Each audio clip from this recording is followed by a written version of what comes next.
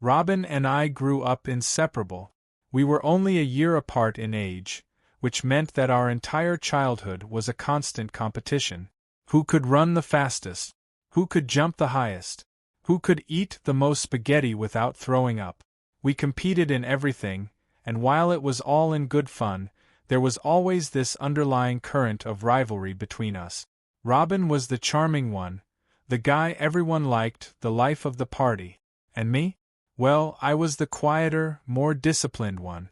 A regular military man who valued structure, loyalty, and, above all, family. You see, family was everything to me. My job meant I was often away on long business trips or deployments, but I always felt that, no matter where I was, I could count on my brother and my wife to hold things down at home. That was the foundation on which I built my life. I trusted them both implicitly. Robin was my best friend, and my wife, Lisa, was my rock. But as life would have it, nothing is ever as simple or perfect as it seems. I remember the day I found out about Robin and Lisa like it was yesterday. I had just returned home from a 6-month deployment. It was a tough assignment, one of those missions where you lose track of time, and every day feels like a struggle. I came home exhausted but excited to see my wife. I missed her smile, her laughter, and that sense of comfort you get when you're home. I hadn't been home for more than an hour when something felt off. Lisa was distant, awkward. Not the usual tearful welcome I expected. At first, I brushed it off. Maybe she was tired. Maybe she just needed time to adjust after so long apart. But then, as we were unpacking my bags, her phone buzzed on the kitchen counter. I glanced at the screen, instinctively, not snooping, and that's when I saw the text from Robin. It said something like, "Can't stop thinking about you. Last night was amazing." I felt my stomach drop. My mind couldn't process it at first. Robin? My brother? I calmly asked Lisa to explain, though I could feel my blood starting to boil under the surface. She hesitated, and her face turned pale. That was all the confirmation I needed. I was livid. My brother, the person I trusted the most, had betrayed me in the worst way possible. And Lisa? The woman I loved had slept with him while I was halfway across the world, thinking about her every single day. What followed was a mess of shouting, accusations, and bitter tears. The truth came tumbling out. Robin and Lisa had started their affair a few months before I left. It had been a mistake, according to them. But a mistake that happened more than once. After the initial shock and anger wore off, something strange happened. Instead of lashing out or doing something reckless, I became calm. Too calm. I'm a military man, after all. When chaos strikes, you need to stay composed, analyze the situation, and make a plan. And I was going to make a plan to make Robin pay for what he did. I know what you're thinking. Revenge? Isn't that a bit petty? Maybe. But trust me, when your brother betrays you like that, forgiveness isn't the first thing on your mind. Robin was married too. His wife, Emily, was sweet, beautiful, and probably the only person more loyal than I was. She had no idea what was going on behind her back. That poor woman believed her husband was as faithful as a golden retriever. I knew, deep down, that she deserved better than Robin. And maybe I wanted to show him just how it felt to be betrayed by someone you love. So I hatched a plan. I was going to seduce Emily. Not because I loved her, not because I even really wanted her, but because it was the only way I could get even with Robin. He needed to feel the pain I felt. The deep, gut-wrenching pain of betrayal. Now let me be clear. This wasn't going to be easy. Emily was no fool, and she adored Robin, even if he didn't deserve it. Plus, she was smart and perceptive, which made my task all the more difficult. But I had an advantage. The perfect opportunity was fast approaching. A few weeks after finding out about Robin and Lisa, I got a call from Robin. He wanted to have a family barbecue at his house. You know, to clear the air and try to make things right, he said, like we were kids who had just had a silly argument over who got the last slice of pizza. I agreed, but only because I saw it as my chance. On the day of the barbecue, I made sure to arrive early. Emily greeted me with her usual warm smile, and Robin gave me that sheepish, awkward look, as if he wasn't sure how to behave around me now. Lisa was there too, acting as though everything was fine. It was a painfully normal family gathering. As the day went on, I watched, waited. I played the part of the forgiving brother, but inside, I was calculating every move. As the sun started to set and the guests began to thin out, I found myself alone with Emily in the kitchen. Robin had run out to grab more drinks, and Lisa was in the backyard, chatting with some neighbors. This was my moment. I struck up a casual conversation with Emily, complimenting her on how she handled everything so gracefully. She smiled, a little embarrassed by the praise, and thanked me. The conversation took a more personal turn, and I could see the cracks in her composure. The exhaustion of being married to someone like Robin was starting to show. We sat down at the kitchen table, and as I listened to her talk about her struggles with Robin's absences and unpredictable behavior, I knew I was making headway. She confided in me more than I expected, and I could sense the growing emotional connection between us. But here's where things took an unexpected turn. Emily wasn't as oblivious as I thought.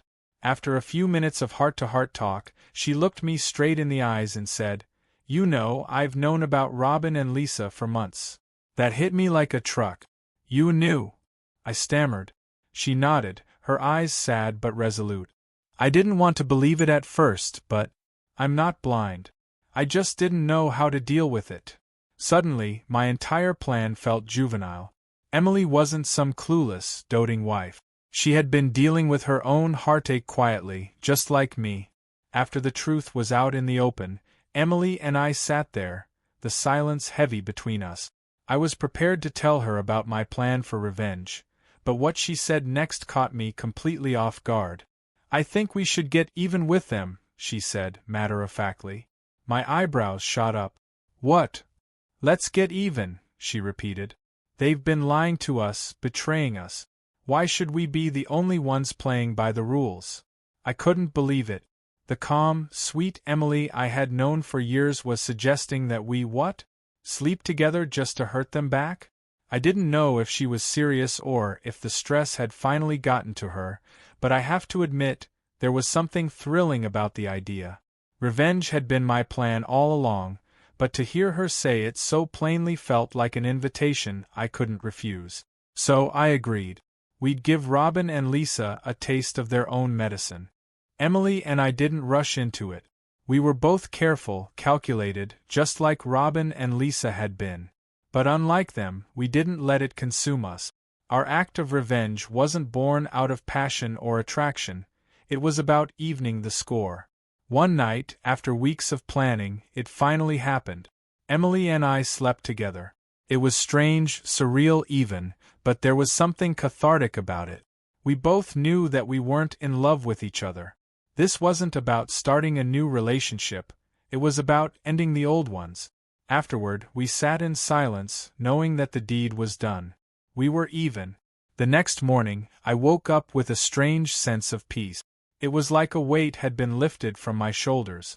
I didn't feel guilty or conflicted, just relieved. Emily and I didn't speak much after that night. We both knew what we had done, and there was no need to dwell on it. It didn't take long for the truth to come out. I didn't even have to say anything. Robin found out on his own. I'll never forget the look on his face when he confronted me. For the first time in his life, he was speechless. "You slept with Emily?" he asked, his voice barely above a whisper. I nodded. "Just like you slept with Lisa." He didn't argue. He didn't try to justify himself. He just stood there, defeated. We were even now, and he knew it. As for Lisa, she found out through Robin. She didn't cry or beg for forgiveness. She knew she had lost me the moment she betrayed me. We agreed to a quiet divorce, and I never looked back. Robin and Emily divorced too, and for a while, I didn't hear from him. I assumed he had moved away, maybe to start fresh somewhere else. Months later, I got an unexpected phone call. It was Robin. He wanted to meet up, to talk. I was hesitant at first. I wasn't sure what there was left to say. But curiosity got the better of me, and I agreed. We met at a small cafe, and as soon as I saw him, I knew something had changed. He looked older, more tired. The cocky, carefree Robin I had grown up with was gone, replaced by someone who had been humbled by life. I deserved what happened, he said quietly, sipping his coffee. I was selfish, and I hurt the people I care about the most. I didn't know what to say. Part of me wanted to forgive him, but part of me still held on to the anger. I'm not asking for forgiveness, he continued. I just wanted you to know that I'm sorry. For the first time in my life, I saw genuine remorse in his eyes. And in that moment, I realized that holding on to the anger wasn't going to change anything. What was done was done. We sat in silence for a while before I finally spoke. I'm sorry too. For Emily. He shook his head. We were both wrong. But maybe now we can move on. And just like that, the weight of the past seemed to lift. Robin and I didn't become best friends again overnight, but we slowly rebuilt our relationship. We both knew that things would never be the same, but there was an understanding between us now, a shared sense of regret, but also a sense of closure. As for Emily and Lisa, they both moved on with their lives. Emily started fresh in a new city, and Lisa found her own path. Our marriages may have ended, but in a strange way, the betrayals brought us all to a place where we could finally let go and move forward. In the end, revenge didn't fix everything, but it gave me the closure I needed. And as I looked ahead to the future, I realized that the best thing I could do was leave the past behind. After Robin and I had that talk, something in me shifted. For the first time in months, I felt like I could breathe again. The weight of anger and revenge had finally lifted, but that didn't mean everything was smooth sailing. Life after a divorce is strange. There's a sense of freedom, yes, but also a sense of loss.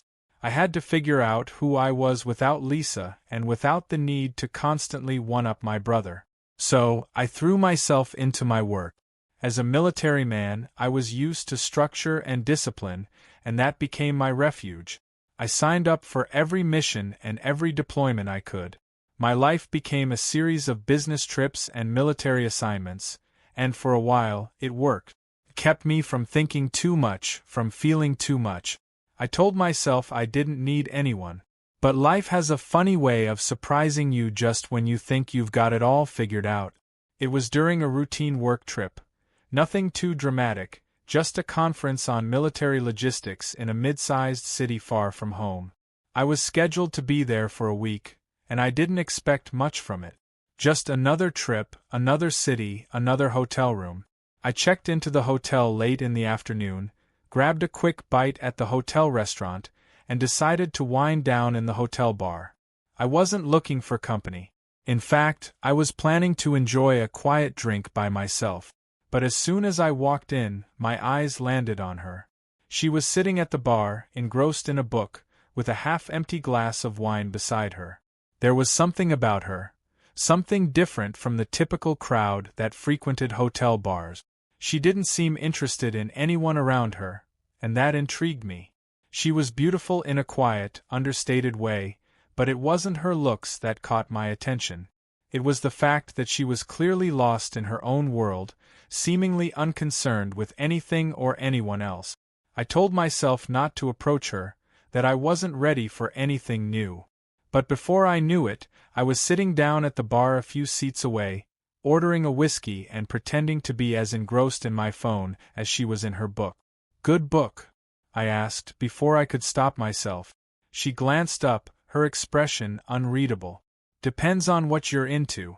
It's not exactly a page-turner." I raised an eyebrow. "Then why read it?"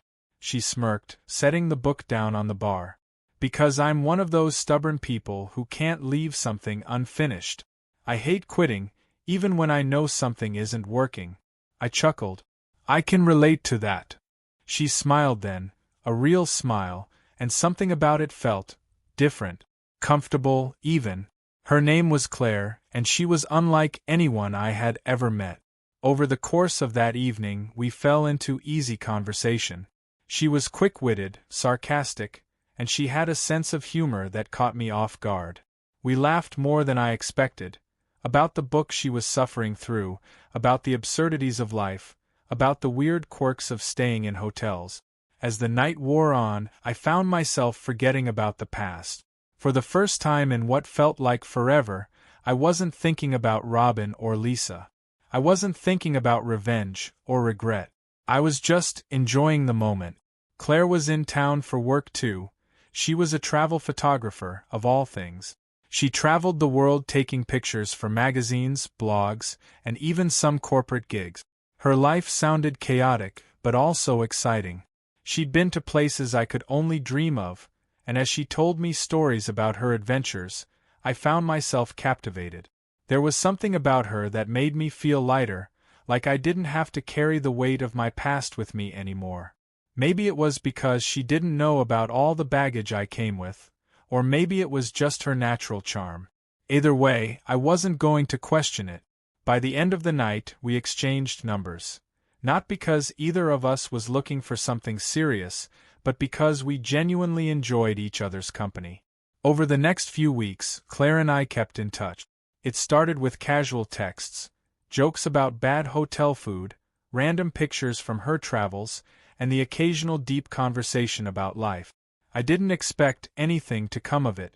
After all, she was constantly on the move, and I was still trying to figure out who I was after everything that had happened. But there was something about Claire that kept pulling me in. She had a way of making life feel less heavy, like there was more to it than just duty and responsibility. She was spontaneous in a way that both terrified and intrigued me.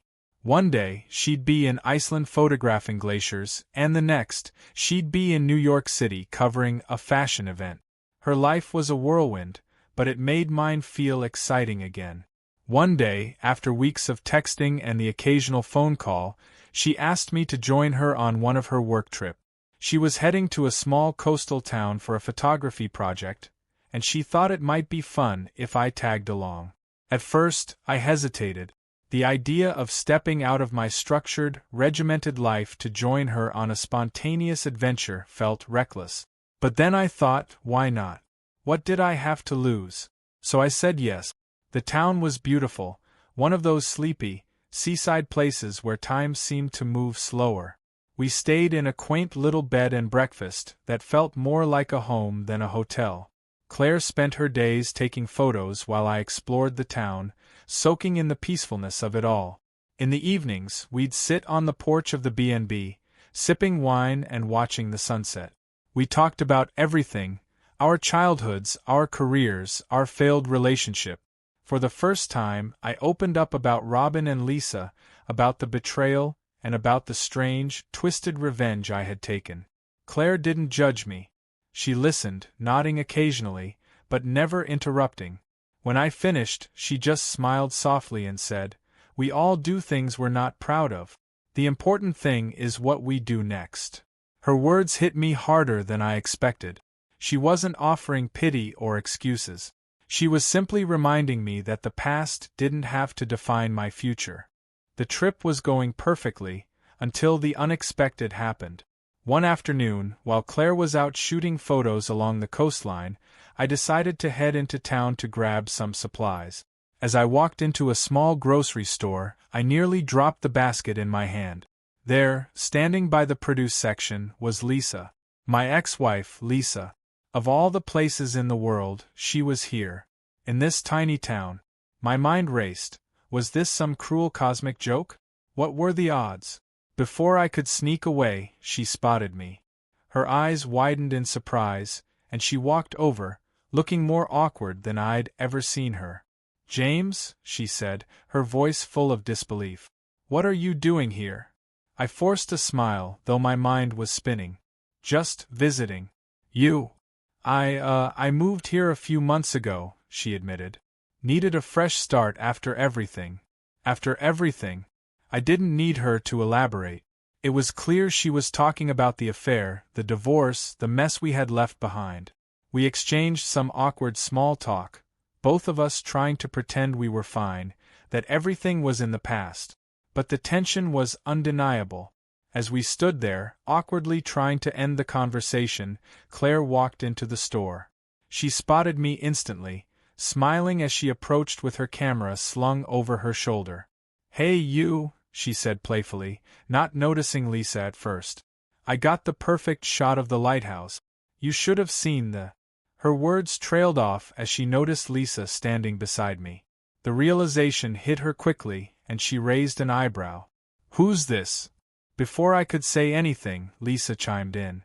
"I'm James's ex-wife." The silence that followed was thick enough to cut with a knife. Claire blinked, processing the situation, but her expression remained calm. I braced myself for some sort of awkward confrontation, but she surprised me with her cool demeanor. "Nice to meet you," she said, extending her hand toward Lisa with a warm, albeit slightly mischievous, smile. Lisa shook her hand, clearly caught off guard. I could see the tension in her posture. This wasn't exactly the reunion either of us had planned for, but Claire's unbothered attitude made the whole interaction less painful than it could have been. After exchanging pleasantries, Lisa excused herself and left the store, giving me a final, lingering glance as she walked out. It was a strange moment, almost like closing the chapter on an old book that had been collecting dust on the shelf. As soon as she was gone, Claire turned to me with a bemused smile. "So, that was Lisa?" "Yup," I said, rubbing the back of my neck. "That was Lisa." Claire nodded, but she wasn't fazed. "She seems nice," she said, her voice dripping with sarcasm. "But I think I prefer you as a solo act." I laughed, grateful for how effortlessly she handled the situation. That encounter with Lisa was the final piece of closure I didn't know I needed. As I watched her walk away, I realized that my past no longer had a hold on me. I wasn't the man who had been betrayed by his brother and wife anymore. I was something more. I was someone who had survived it, learned from it, and, now, moved on from it. Claire and I spent the rest of the trip enjoying each other's company, but it wasn't just another fleeting romance. It felt real, like something solid was forming between us. She didn't just help me forget my past. She showed me that there was still so much life left to live, so many adventures yet to have. When the trip ended and we returned to our respective lives, we didn't say goodbye. We knew this wasn't the end. Claire was still traveling the world, and I still had my military career, but we made a pact to make it work, no matter where life took us. For the first time in a long time, I felt like I wasn't defined by my past. I was free.